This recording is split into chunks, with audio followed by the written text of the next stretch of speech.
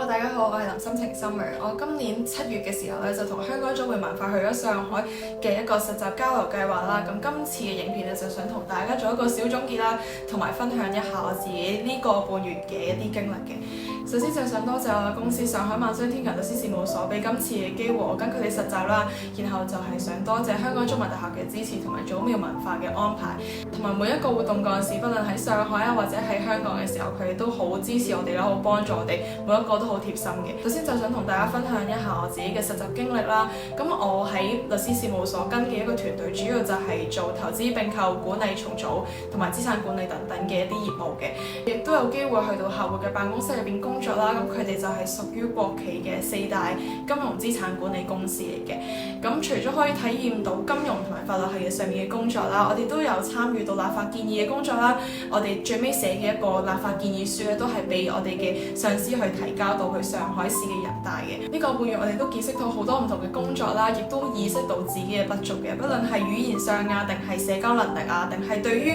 唔同法律體系嘅一個熟悉度，都知道自己有啲咩需要改善嘅地方嘅。咁亦都係同時令到自己迅速成長嘅一個機會啦。咁去到一個唔同嘅城市、唔同嘅工作嘅 culture 嘅時候，大家自己都要學習去由低做起啦，去當每一次嘅工作係一個學習嘅機會，亦都盡量為自己爭取更加多可以表現嘅機會，可以學習嘅機會，可以同其他唔同人交流嘅機會嘅。咁我覺得大家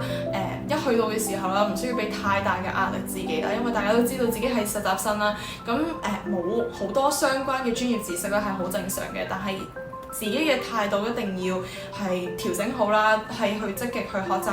我覺得最緊要就係唔好感到挫敗啦，亦都唔好對自己嘅要求去到太高。咁另外就想同大家講下上海呢一個城市啦。咁大家都知道上海係屬於內地嘅一線城市啦，係一個好國際化嘅都市嚟嘅。咁我哋都有好多機會會接觸到資金外匯啊，亦都有好多機會同其他城市啊國家交流嘅。咁我記得我哋嘅律師事務所都有係一啲同印尼啊，或者係同意大利嘅等等嘅客戶去合作嘅交流機會啦。咁我覺得對於自己未來職業發展咧都好有幫助嘅，就係更加拓闊自己嘅一啲國際視野啦。除咗實習之外咧，最開心就係可以同一班朋友去探索下上海呢個城市嘅，無論係收工嘅時候想去外灘食個飯啦，定係 weekend 嘅時候去豫園行下咧，你總會揾到一個朋友可以陪你嘅。咁我覺得呢一個就係實習交流計劃最開心嘅時候啦。你可以喺呢個團入邊識到好多唔同背景嘅人啊，大家嚟自唔同大學、唔同背景讀嘅學科都唔同，但係就係因為呢一個實習交流嘅計劃將大家聚埋一齊。咁我覺得呢個半月啦，大家會建立到一啲好深嘅友誼啦。我相信大家完咗呢個實習交流計劃，大家都會繼續 keep 到好 friend 啦。咁我覺得上海呢一段時間係我一個好珍貴嘅時光嘅。咁如果大家有機會可以出去其他城市實習下，都不妨可以去捉緊呢一個機會嘅。